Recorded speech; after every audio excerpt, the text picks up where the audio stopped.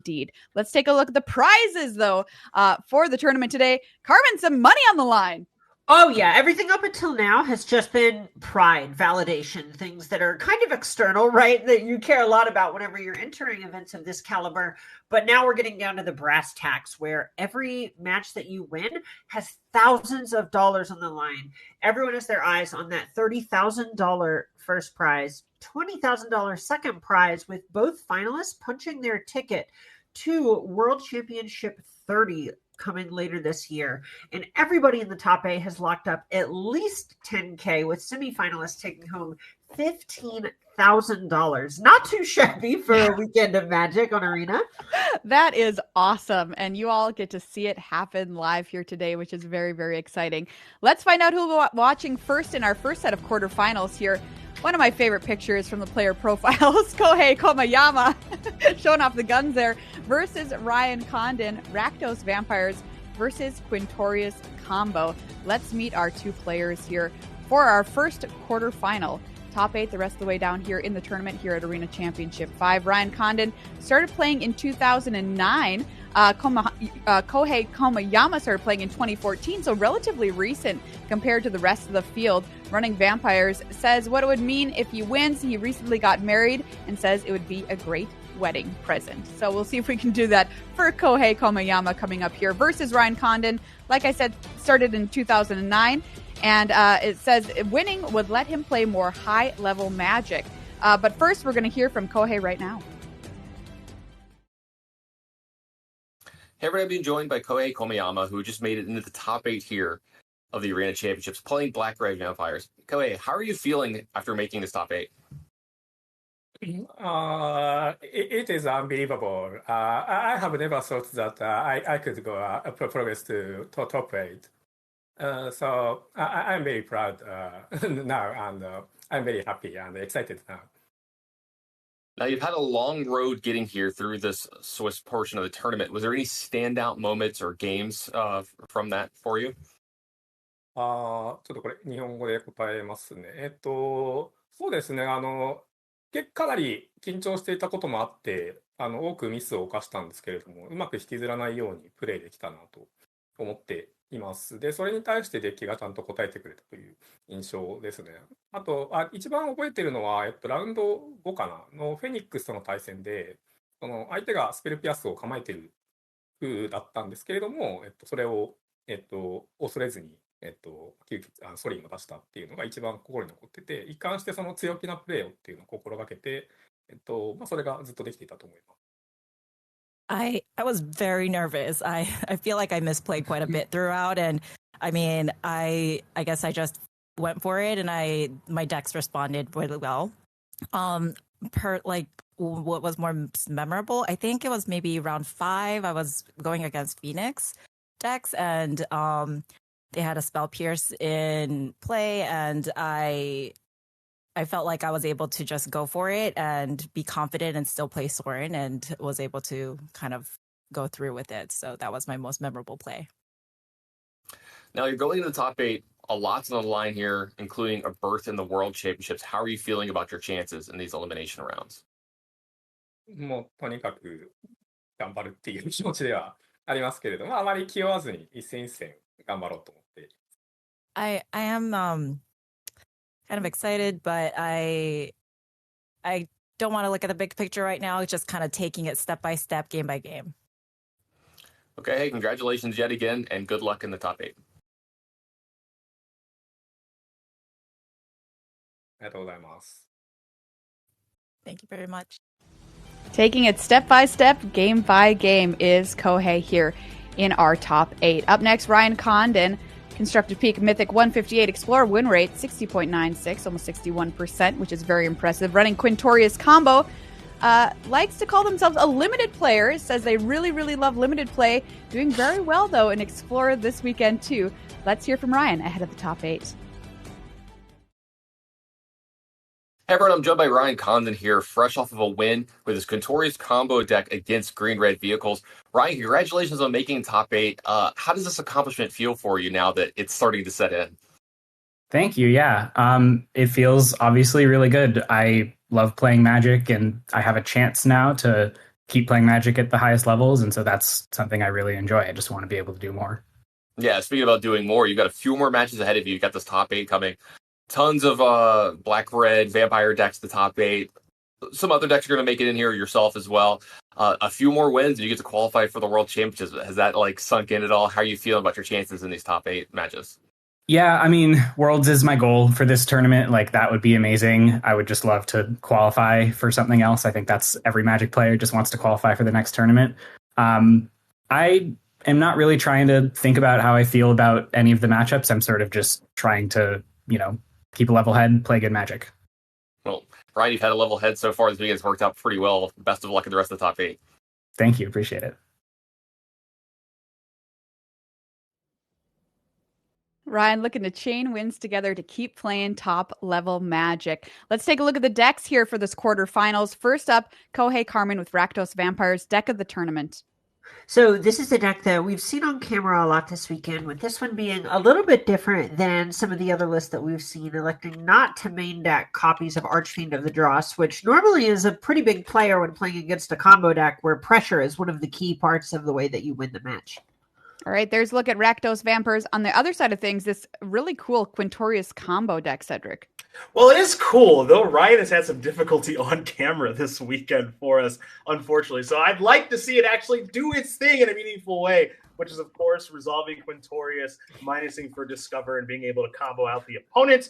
There are other bells and whistles, of course, here with ways to interact and ways to ramp. But at the end of the day, it's about getting that powerful Planeswalker in play and winning the game. All right, well, let's find out what happens in our first quarterfinal. I'm going to send it away to Cedric and Carmen. Welcome to the quarterfinals of Arena Championship 5. Cedric Phillips, Carmen Klumperens. We are here in our virtual booths to watch our first elimination match. It is Ryan Condon with Quintorius Combo, someone we've had the opportunity to watch multiple times here this weekend against Kohei, Kohiyama, Rakdos Vampires, Quintorius Combo. Carmen, Ryan's had some difficulty under the bright lights. Is that going to change this time around? I think if it's going to change anywhere against one of these Rakdos Vampire decks, this is the list where that is true. So Kohiyama has left Archfiend of the Dross in the sideboard coming into the weekend, and that's a card where we've seen the pressure that it applies be crucial to closing out the game against Condon whenever they're still trying to get off the ground. Well, these players are going to take a look at their opening hands here. For Ryan Condon, you see a handful of lands alongside a Garuda, one of your favorite cards, Carmen, and the old Tanuki suit, so a little bit of ramping alongside that Garuda. There's some tri-lands to cycle as well, so we'll see if that does work itself into the equation here for Kohei. Not the most aggressive of hands, or hands that really have disruption. And these copies of Fatal Push, they are showing up en masse, and that is not good when looking at opening hand in this matchup. Right, this is a tough spot where I think Kohiyama is really thinking about going to 5 because this is already pretty close to a 5, and it's a bad 5. Well, that's a horrible 5, so let's go to 4. All right, well. This is a good 4. It's good enough. It's if there is such thing as a good 4, this has to make the list. So it looks like a Fable, a Dusk Legion Zealot, and a Sulfur Springs, headed away. And now, game 1 is underway as Condon will start things off with the Rafine's Tower. It'll be a swamp there for Kohiyama before passing the turn back. Bitter Triumph, the draw there for Kohei. We'll see how that works itself into the equations. Here's a Zagoth Triumph and simply passing the turn back once again. So Condon's mana, slow, but it is online. And now the pressure begins with a Blood Tide Harvester. And Condon really just basically saying that they're pretty unlikely to end up cycling this herd migration by playing a tap land on turn 2. They already have a bunch of lands in their hand, and making a bunch of 3/3 is pretty good in a matchup that can skew grindy. Especially when your opponent is working with so few resources given the mulligans. So Fatal Push is effectively a whiff. That was the draw. That is a good thing to, of course, discard to the blood token. So that could become something different. We'll get there when we get to it. For now, it's a channeling of the greater Tanuki. And we're seeing kind of inch closer and closer to the phase of the game where they just get to slam threat after threat that can win the game by itself every turn and say, all right, can you answer this one or you're dead? Can you answer this one or you're dead? Garuda the draw. Oh, I want to see her pop off. I know you I do. want to see it.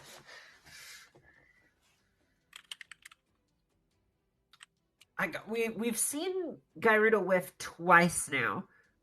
Once only hitting a Blood Tithe Harvester, once only hitting a Dusk Legion Zealot. I am starving. I'm starving for this card to just pop off and do something sweet. Well, there goes the Fatal Push. Let's see what the new card is. That's going to be another copy of Sorin. And the draw step will be another copy of Fatal Push. So we are seeing the bottom end of draws here for Kohei. But going to try to get some work done here with the powerful Planeswalker. If you're Ryan right now, you're hoping that a Vein Ripper doesn't appear, and it will not. It'll just be a pump of the Blood Tithe Harvester. Excuse me. And now the life totals, it will rearrange. It's 13 to 23 in favor of Kohiyama. Yeah, this one's tough if you're a Kohiyama fan. This Sorin isn't nothing, but it's given nothing a run for its money. It's time to cycle a herd migration, I guess I'll say. And that'll get a basic planes. This is the point where if you have enough other spells that you could cast other than the herd migration, the deck thinning can end up being relevant if you're planning on chaining Gyrudas. Well, let's see how this goes. Garuda has been fairly shy Yes! previously. All right, we've got a little bit of excitement here, so it's going to be a spark double that copies the Garuda, I believe. All right. It was clever impersonator. So right, that's why it doesn't stay. Thank you. Okay, but Trumpeting Carnosaur into spark double. Okay. And so now there's Quintorius. And that means that Ryan is victorious. Finally! We see Garuda and Quintorius actually get something done, Carmen. I have been waiting for that all weekend. God, I love Garuda. That card's so sweet. Ryan Condon going to win game number 1 there over Kohei Kohiyama, who did not find a good opening 7, 6, or 5 card. So a rather one-sided affair, but Garuda also very kind there for Condon. Sideboards are on the screen, main decks as well. Carmen, do your thing. All right, so I think on Condon's side, going to be pretty easy. Just going to end up seeing Consecrate, Consume come in. And likely over something like Herd Migration, which is pretty slow, not actually very good at stopping the pressure in the air that Kamiyama is going to present post-board. Consume, able to deal with those big threats. On the other side of things, Kamiyama, we see those Archfiend of the Drosses, Liliana the Veil, Duress, lots of disruption, lots of fast pressure coming in. And those fatal pushes, we saw Kamiyama knew that those are not part of the winning recipe in game 1, mulliganing all the way down to 4 because he kept drawing them. And now he's not going to have to worry about that in the post-board games. Yeah, get those fatal pushes out of here. Get some real cards in here. Another side of things here for Condon, not changing a ton. This is a combo deck that doesn't get to really rearrange too much. Now, here's an interesting opening hand here for Ryan Condon, partner. We've got a Garuda. We know what the ceiling of that card looks like. We've got our key card in Quintorius and the lands to do it all, but boy, is it slow off the ground, especially on the draw. This is a hard hand to keep on the draw. I really, it comes down to if you think your opponent's trying to be disruptive without very much pressure, this is a great opening hand, which sounds a little bit weird, but you are just going to be able to play lands and develop a little bit and give yourself a lot of really good draws off the top as the game progresses. But against some of the faster, say, Sorin into Vein Ripper draws, this hand is going to struggle. Well, this one's one to take a long look at here. And, well, Ryan almost clicked mulligan. You can see them going, okay, if I lose with this, I'm going to feel so dumb. Ryan is going to keep this one. A Trumpeting Carnosaur is going to go to the bottom. You can see that Kohei already has that Duress at the ready. So it's going to be a Duress off of, it looks like maybe a Sulphurous Springs, or perhaps it'll be the Thoughtseize. And this is why you can see the hesitation on the mulligan, because this hand isn't that different than the first hand, right? It just only has 1 threat instead of 2. And against a slower hand, this Tanuki is kind of a land that can just get taken with Thoughtseize. So you just end up in a weird spot where you're just down a card if speed isn't that important. Or you're more disruptible because you're on fewer resources. Corrupting Carnosaur will be the selection there with the Thoughtseize. Rafine's Tower off the top and directly onto the battlefield there for Condon as we head back over to Kohiyama, who will play a Swamp and does have a copy of Duress to play. And that will be the play. You just don't want your opponent to get anything out of their spells. You just want to be able to reduce the resources that both players have access to as reliably as possible, especially when you have Vein Ripper coming at some point. Ideally, you really don't want it to get edicted. A forest and a passing of the turn there from Condon will allow for Leyline Bind to be played this turn. This is a Fable the Mirror Breaker for Kohiyama. So there is a 2/2 Goblin Shaman. Now here is the Leyline Binding. Ooh, and look at this. It goes after the Fable and not the Goblin Shaman. This is really Condon saying, okay, I just really need to narrow the selection you have access to. Mountain the draw here for Condon.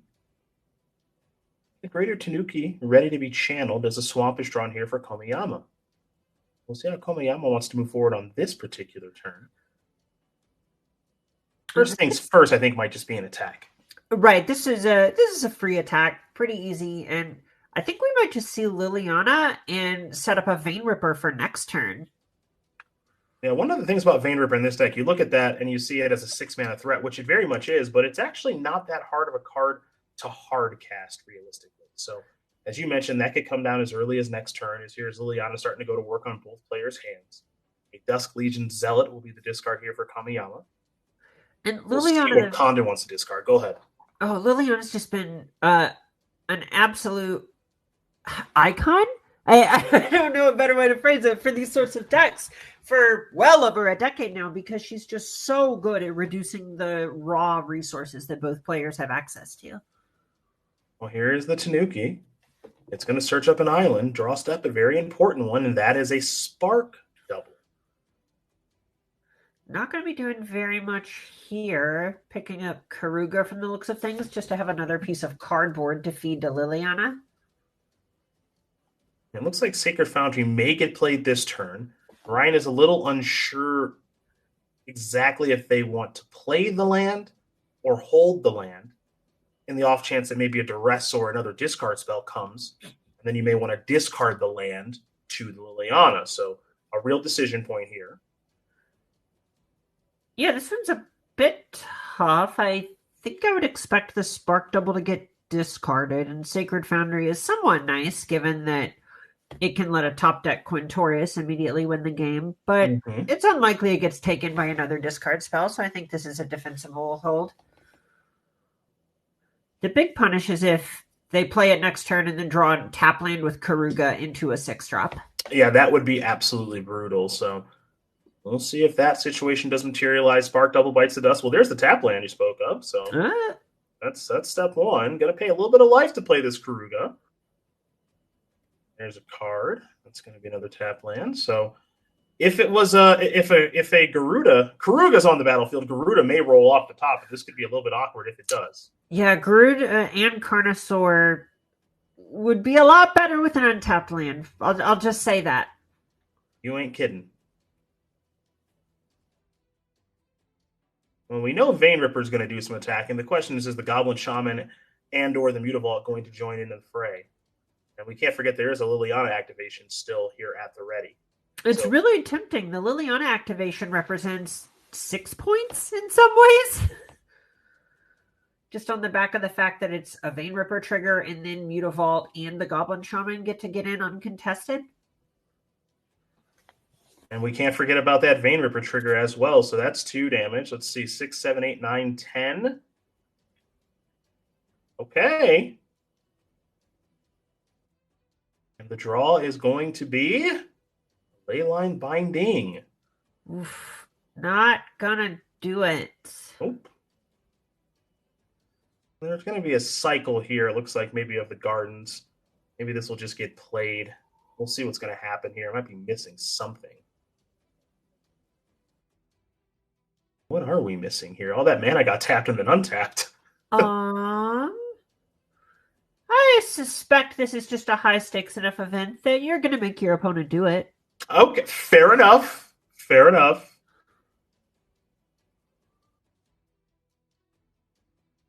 Kohiyama triple checking, saying, okay, is there something I'm forgetting here? I was wondering if there was something that we were forgetting, as a Cavern of Souls is going to enter the battlefield named Vampire. Discard there of Zagoth's Triome. Now here comes Mutavault along with the Goblin Shaman and the Vein Ripper. And game 3 is the place to be, as Ryan Condon is going to concede this game here, or just take the lethal damage. It's all the same as we get ready for a third and final one between Rakdos Vampires and Quintorius Combo.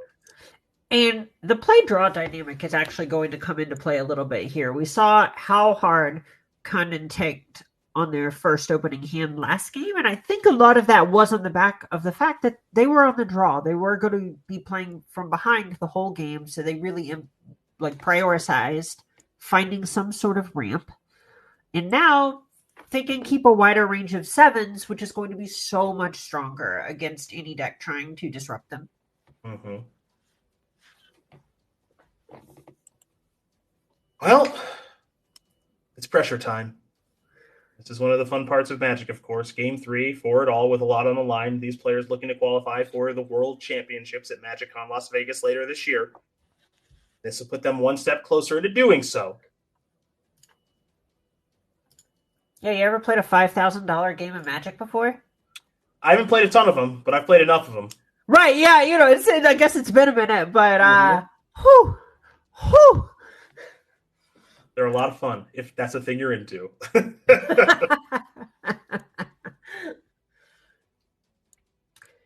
Both players backs against the walls, tournament life on the line right now.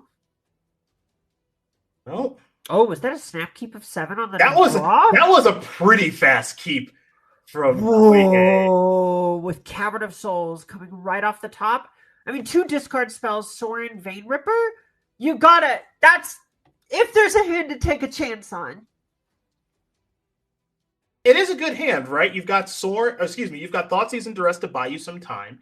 You have the quickest way to establish a clock in your deck possible with Sorin plus Vein Ripper. And, the Fable is an ancillary prize, which, could be cast at some point. But, if a couple of lands come rolling off the top, it could be a sheer delight. Right, and when you're playing at this level, it's not a matter of what are the odds that I draw a land against odds that I draw a functional hand.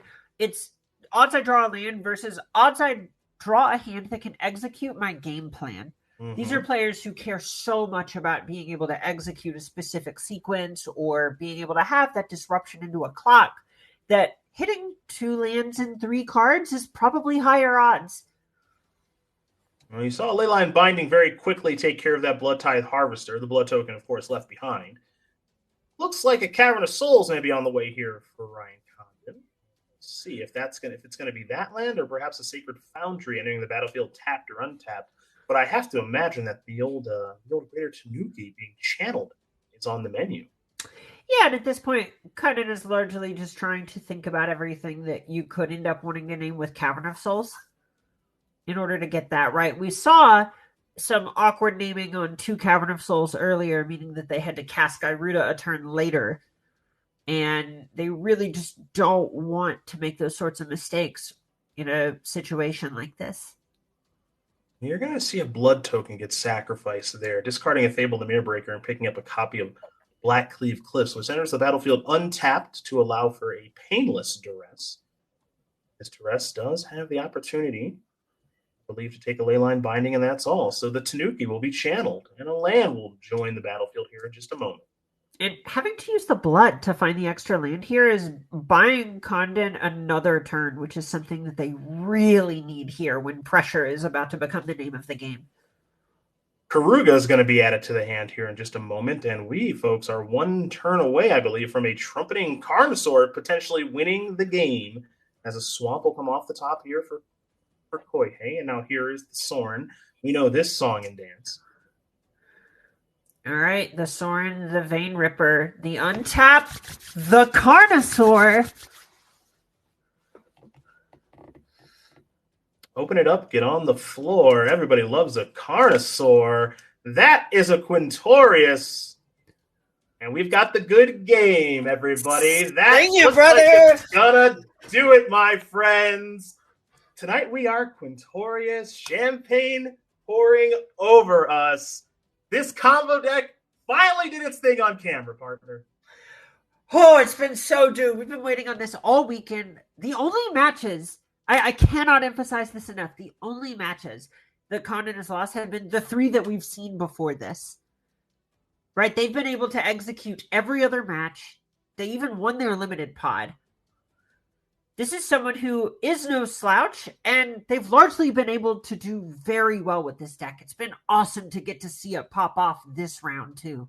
Perhaps the breakout deck of this tournament. I know that Rakdos Vampires is a very popular and potent deck, but this might be the deck that wins the hearts of Twitch chat. Ryan Condon gonna win this match 2-1. Quintorius is victorious in our quarterfinals. Finally, and we even got the first game win with Garuda. My heart is full. This tournament's complete. We can pack it in. We can pack it in. You and I were all done? Yeah, no, I think we're done. I think we did it, boss. Well, we are going to take a short break. I don't think we're all the way done just yet, but when we do come back, more quarterfinals action here from Arena Championship 5.